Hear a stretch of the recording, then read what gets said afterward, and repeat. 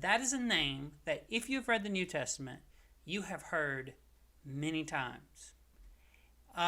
One place you might have heard it is in the story about Jesus' birth. Particularly in Luke, you hear about this census. And in this census, it's called by a guy named Caesar Augustus. And, of course, Jesus and his family end up going to Bethlehem for this census. But it's not just there in that place. You hear this name Caesar all over the place. Jesus, when he's talking about taxes, he says, "Render unto Caesar what is Caesar's." Also, at Jesus' trial, there's this big thing where Pilate says, "Hey, do you really want me to kill your king?" And then the Jewish leaders say, "We have no king but Caesar." And then if you flash forward even further, you're going to get to Acts, you're going to get to Paul, and he's going to be on trial, and he's going to get fed up. And then Paul's going to say, "You know what? Fine, I appeal to Caesar. I want to go to Rome to stand trial before Caesar." And if you've read the Bible, especially if you've read it all kind of in a very short period of time through the Gospels and Acts, you're probably saying to yourself, "Oh my goodness, how long did this guy Caesar live?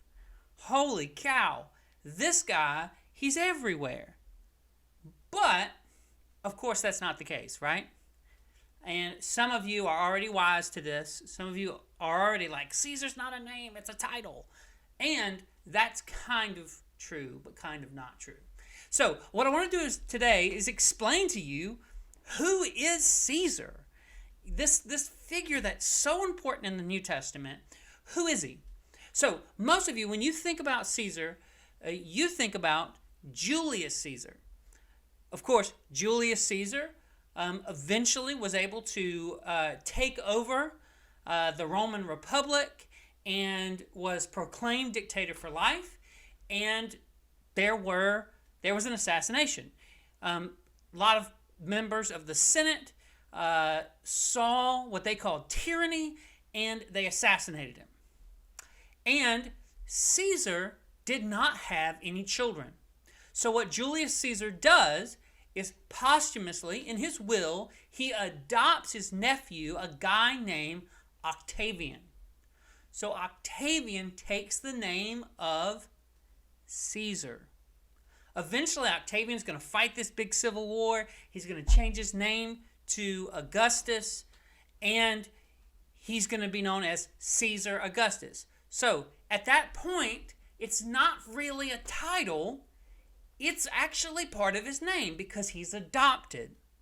Then he is going to reign. Caesar Augustus is going to reign. And then after a certain period of time, Caesar Augustus, who is the emperor with the census, that Caesar Augustus is going to die.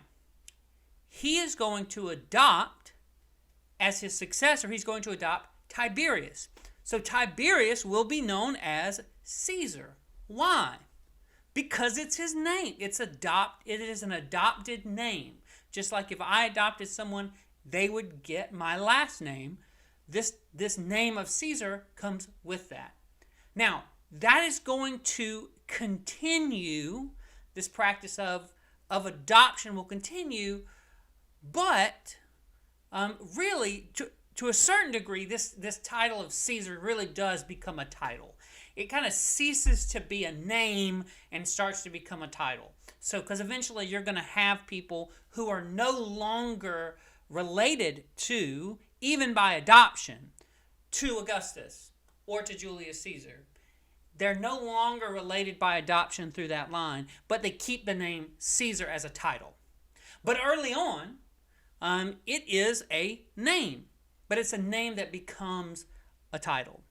So, when you're reading the New Testament and you see those passages like Caesar Augustus, that's referring to that particular person, the person who was the adopted son of Julius Caesar.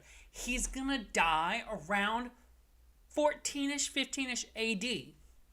And when he dies, Tiberius Caesar is going to take over. So Tiberius is going to be the emperor around the time that Jesus is living and doing his ministry and when Jesus is executed. Caesar is going to be that person. So when Jesus takes that coin and says whose face is on it, whose face is actually on it is Emperor Tiberius Caesar. Okay? So what he's saying in that place is whose face is on it? Caesar's. Tiberius Caesar. Hey, give to him what belongs to him. His face is on it. And then you give to God what's on. You give to God what's his because the image of God is on you. So, and then you continue this on. You're going to get to all the way down to Paul when Paul says, I appeal to Caesar, that Caesar is actually Nero. So we have to understand. So if you look at this, the Caesar at the time of Jesus' birth is Augustus. Then at the time of Jesus' ministry, and then his death, that's going to be Tiberius.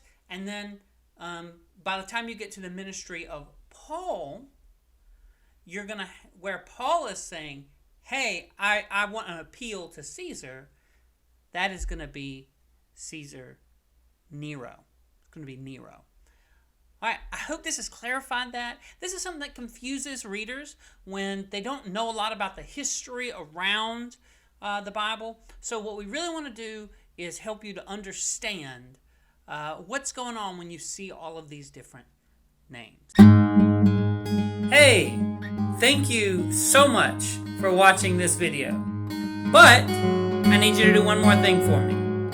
I need you to like, subscribe, share on social media, comment, get the word out there.